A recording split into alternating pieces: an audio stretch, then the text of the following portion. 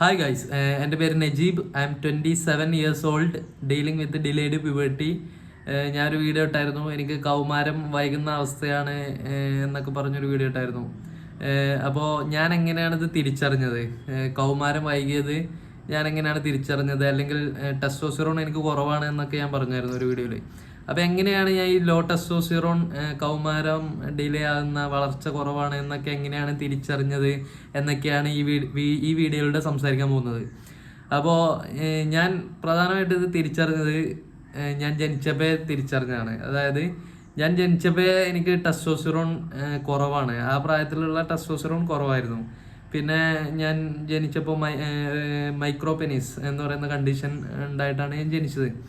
Micro penis എന്ന് പറഞ്ഞാൽ ലിംഗത്തിൻ്റെ വലുപ്പം കുറവാകുന്ന ഒരു കണ്ടീഷൻ.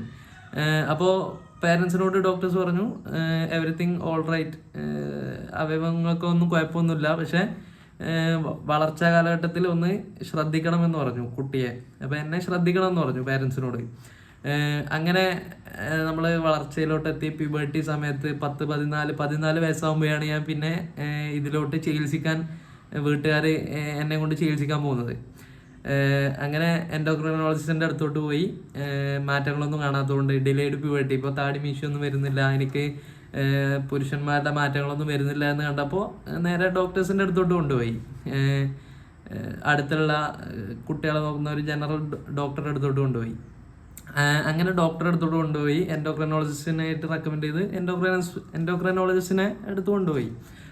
അപ്പോഴാണ് ഞാൻ MRI ഒക്കെ എടുക്കുന്നത്, ബ്രെയിൻ MRI, തലച്ചോറിന് എന്തെങ്കിലും പ്രശ്നമുണ്ടോ എന്നൊക്കെ നോക്കുന്നത്. അന്ന് എനിക്കൊരു ട്യൂമർ പോലത്തെ ചെറുതായിട്ടൊന്ന് കണ്ടായിരുന്നു. ബട്ട് അത് ട്യൂമർ വലുതാകുന്നില്ല. ബട്ട് ആ ട്യൂമർ ഉണ്ടായതുകൊണ്ട് എനിക്ക് സിഗ്നൽ കൊടുക്കുന്നില്ല ടെസ്റ്റിസിന്. അതുകൊണ്ടാണ് എനിക്ക് പ്യൂബർട്ടി വരാത്തത്.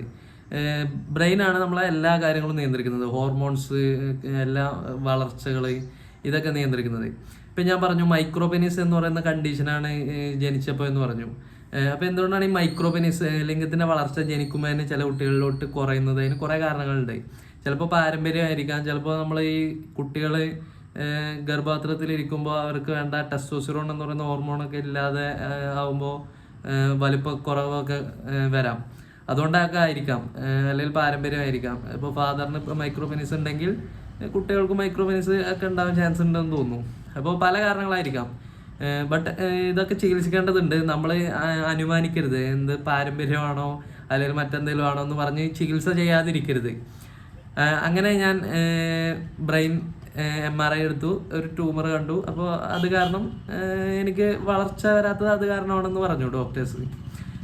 അങ്ങനെ ഞാൻ ട്രീറ്റ്മെൻ്റ് എടുത്തു. TRT എന്ന് പറഞ്ഞാൽ ടെസ്റ്റോസ്റ്റിറോൺ റീപ്ലേസ്മെൻറ്റ് തെറാപ്പി.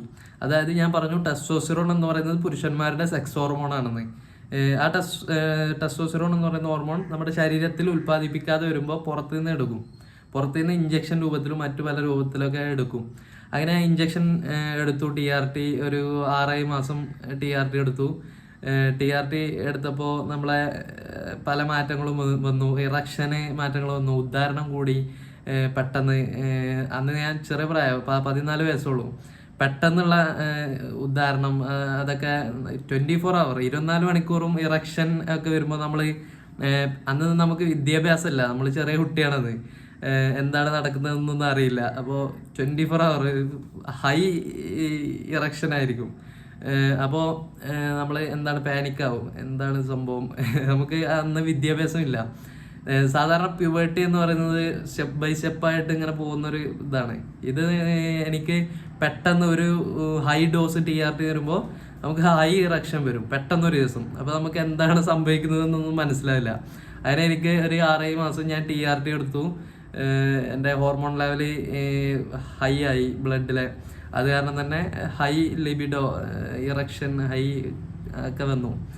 അങ്ങനെ ഞാൻ പിന്നെ സ്റ്റോപ്പാക്കിയിട്ട് വേറെ ഇഞ്ചക്ഷൻ, അങ്ങനെ ഞാൻ TRT എടുക്കുന്നത് സ്റ്റോപ്പാക്കിയിട്ട് ഡോക്ടേഴ്സ് വേറൊരു ഇഞ്ചക്ഷൻ ഉണ്ട്, ടെസ്റ്റിസ് വലുതാക്കാനുള്ള, അതായത് വൃഷ്ണങ്ങൾ വലുതാക്കാനുള്ള ഇഞ്ചക്ഷനുകൾ ഉണ്ട് എന്ന് പറഞ്ഞു. അപ്പോൾ പേരൻസ് അത് കേട്ടപ്പോൾ പാനിക്കായി. ഡോക്ടേഴ്സ് അന്ന് നമുക്ക് എല്ലാ കാര്യങ്ങളും പറഞ്ഞു തരില്ല. ഡോക്ടേഴ്സ് പേരൻസിനും അധികം കാര്യങ്ങൾ സംസാരിക്കില്ല അന്നത്തെ കാലത്തൊന്നും. പലർക്കും മടിയാണ് അന്നത്തെ കാലത്ത്, പല ഡോക്ടേഴ്സിനും. ചിലർ ഇതൊക്കെ ഓപ്പണായിട്ട് സംസാരിക്കും. ഇതൊക്കെ ഓപ്പണായിട്ട് സംസാരിക്കേണ്ടതുണ്ട്. ഓപ്പണായിട്ട് സംസാരിക്കുമ്പോൾ നമുക്ക് ഈ കാര്യത്തിലൊക്കെ നോളജ്, അറിവ് ഉണ്ടാവുകയുള്ളൂ. ഇപ്പോൾ ഞാൻ തന്നെ ഇത്രയും കാലം ചികിത്സിക്കാതിരുന്നതൊക്കെ ലാക്ക് ഓഫ് സെക്സ് എഡ്യൂക്കേഷനും ലാക്ക് ഓഫ് എഡ്യൂക്കേഷനൊക്കെ കാരണമാണ്. അപ്പോൾ ഇത്തരം കാര്യങ്ങളൊക്കെ നമ്മുടെ സമൂഹത്തിൽ സംസാരിക്കാനുള്ള ഒരു വിമുഖത ആൾക്കാർ കാണാറുണ്ട്. ഇപ്പം ഞാൻ ഇത് സംസാരിക്കുന്നത് പോലും പലർക്കും ഒരു എന്താണിത് എന്ന് തോന്നാം. അത് തോന്നുന്നത് നിങ്ങൾക്ക് സെക്സ് എഡ്യൂക്കേഷൻ്റെ കുറവ് കാരണമാണ്. ഇതൊക്കെ സംസാരിച്ചാലേ നമുക്ക് ഇത്തരം കാര്യങ്ങളൊക്കെ കുട്ടികളെയൊക്കെ ബോധവൽക്കരിക്കാനൊക്കെ പറ്റുള്ളൂ. ഞാൻ അന്ന് TRT എടുക്കുമ്പോൾ അന്നാണ് ഞാൻ മനസ്സിലാക്കുന്നത് എന്താണ് നോർമൽ ഇറക്ഷൻ എന്ന്, എന്താണ് ശരിക്കുള്ള ഉദാഹരണം എന്നൊക്കെ മനസ്സിലാക്കുന്നത് അന്നാണ്.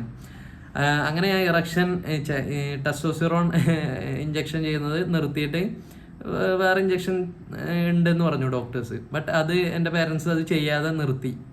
14 വയസ്സിൽ അത് ചെയ്യണമായിരുന്നു അന്ന്. ബട്ട് അത് നിർത്തി, സ്റ്റോപ്പ് ചെയ്തു. എന്നിട്ട് നേരെ ആയുർവേദത്തിലോട്ടും ആയുർവേദത്തിലോട്ടൊക്കെ ചികിത്സിക്കാൻ എന്നെ കൊണ്ടുപോയി. ഞാൻ കുറേ അരിഷ്ടവും കഷായവും അങ്ങനത്തെ കാര്യങ്ങളൊക്കെ കുടിച്ച് അശാസ്ത്രീയ ചികിത്സകളൊക്കെ കൊടുത്ത് അതുകൊണ്ടൊന്നും ഒരു മാറ്റം ഉണ്ടായില്ല. അപ്പോൾ അങ്ങനെ ഇപ്പം ഞാൻ 25 വയസ്സായി. പിന്നെ ആ സമയത്ത് സ്റ്റോപ്പ് ചെയ്തിട്ട് ഞാൻ ഇപ്പോഴാണ് ഇത് നോക്കുന്നത്. അത് നോക്കാനുണ്ടായ കാരണവും കുറച്ച് ഇൻട്രസ്റ്റിംഗ് ആണ്. എനിക്ക് ഒരു സോഷ്യൽ മീഡിയ അക്കൗണ്ട് ഉണ്ട്, എനിക്കൊരു ഗെയിമിംഗ് ചാനലൊക്കെ ഉണ്ടായിരുന്നു. അപ്പോൾ ഞാൻ പോസ്റ്റ് ചെയ്യും എൻ്റെ ഫോട്ടോസും എൻ്റെ വീഡിയോസൊക്കെ. അപ്പോൾ പലരും ചോദിക്കും, നീ എന്താണ് പെണ്ണുങ്ങളെ പോലെ ഇരിക്കുന്നത്, നിന്നെ കണ്ട പെണ്ണുങ്ങളെ പോലെ ഉണ്ട്, ട്രാൻസ്മാൻ ആണോ, അങ്ങനെ വേറെ പല ചോദ്യങ്ങളും ചോദിക്കും. ഒരു ഫ്രണ്ട്ലി ബേസിൽ എനിക്ക് കുറേ ഓൺലൈൻ ഫ്രണ്ട്സ് ഉണ്ടായിരുന്നു. അപ്പോൾ അവരൊക്കെ ഇങ്ങനെ ചോദിക്കും. അതൊരു സ്വാഭാവികമായിട്ടുള്ള കാര്യമാണ്. ക്യൂരിയോസിറ്റി കൊണ്ട് ചോദിക്കായിരിക്കും, നമ്മുടെ ലുക്ക് കണ്ടിട്ടോ അല്ലെങ്കിൽ നമ്മുടെ പ്രവൃത്തി കണ്ടിട്ടോ. People always judge. നമ്മൾ സോഷ്യൽ മീഡിയയിൽ നമ്മളെ ലുക്ക് കണ്ട് നമ്മളെ എന്താണെന്നില്ല ജഡ്ജ് ചെയ്യും, നമ്മുടെ പ്രവൃത്തി കണ്ട് ജഡ്ജ് ചെയ്യും എല്ലാവരും. ജനങ്ങളങ്ങനെയാണ്. അപ്പോൾ അങ്ങനെ ഡിലേഡ് പ്യൂബർട്ടി ഉള്ളവർ പൊതുവെ എല്ലാവരും കേട്ടിട്ടുണ്ടാവും. ചിലപ്പോൾ താടി മീശൊന്നും ഇല്ലാത്തതുകൊണ്ട് പലരും ഇങ്ങനത്തെ കാര്യങ്ങളൊക്കെ കേൾക്കും. നീ പെണ്ണാണോ ആണാണോ മറ്റു വേറെ വല്ലതും ആണോ എന്നൊക്കെ കേൾക്കും. അപ്പോൾ ഇതൊക്കെ നമ്മൾ ചിരിച്ചുകൊണ്ട് തള്ളിക്കളയും. ബട്ട് ഞാൻ അങ്ങനെ ഒരു ദിവസം ഇൻസ്റ്റാഗ്രാമിലൊക്കെ സ്റ്റോറി ഇട്ടായിരുന്നു. ഇതൊക്കെ ഞാൻ പണ്ട് മുതലേ ഇതൊക്കെ കാര്യങ്ങളൊക്കെ ഓപ്പണായിട്ട് സംസാരിക്കുന്നതാണ്.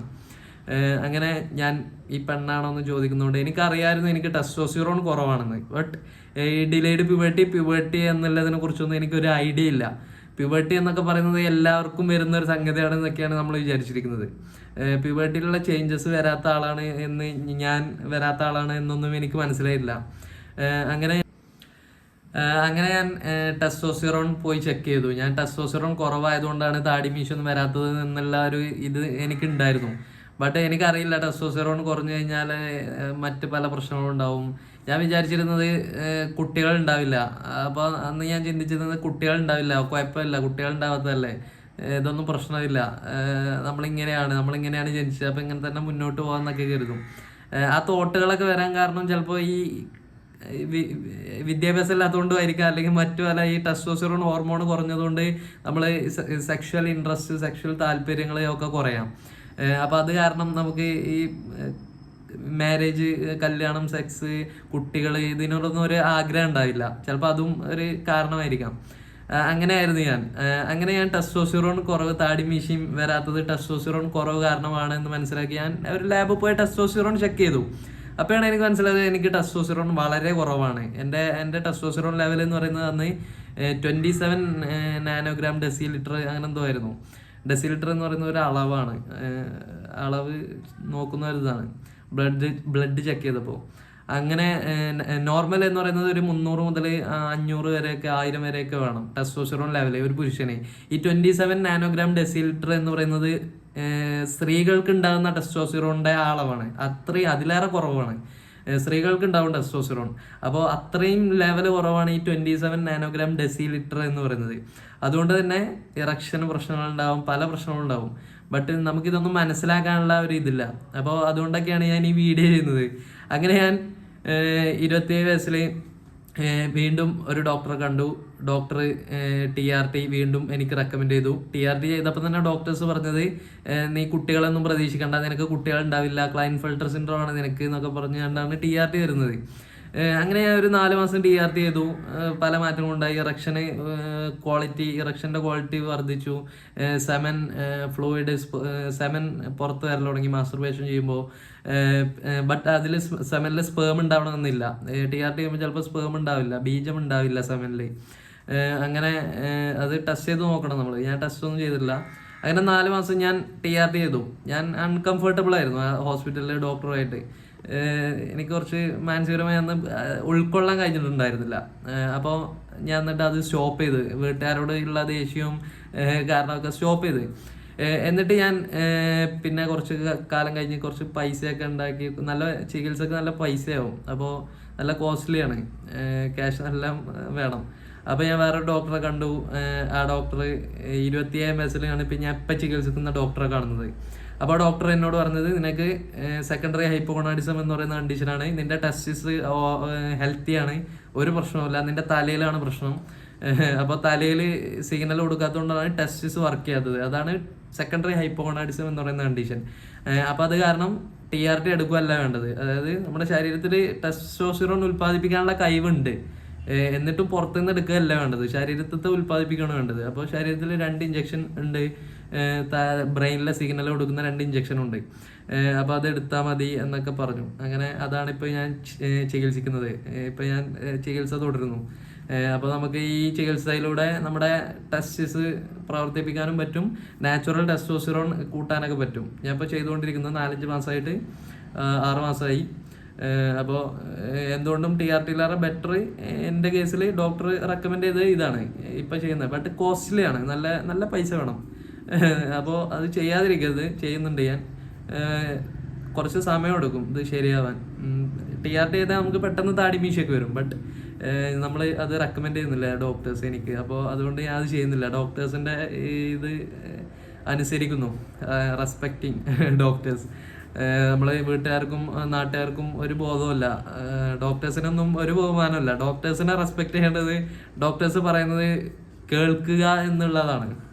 അപ്പോൾ പണ്ട് ഡോക്ടേഴ്സ് പറയുന്നത് കേൾക്കാതെ ഈ ആയുർവേദത്തിലോട്ടും ഹോമിയോയിലോട്ടൊക്കെ പോയി. അതിലൊന്നും ഇതിന് ചികിത്സയില്ല. ഇതൊക്കെ ഇങ്ങനെയൊക്കെയാണ് എൻ്റെ ജീവിതം. ഒരു വലിയ കണ്ടന്റ് ഉണ്ട്, കുറേ കാര്യങ്ങൾ സംസാരിക്കാനുണ്ട്. യൂട്യൂബിൽ ഞാൻ ഇനി വീഡിയോസ് ഇടുന്നതാണ്. വേറൊരു വീഡിയോ ആയിട്ട് വരാം. അപ്പോൾ ഓക്കെ, ബൈ.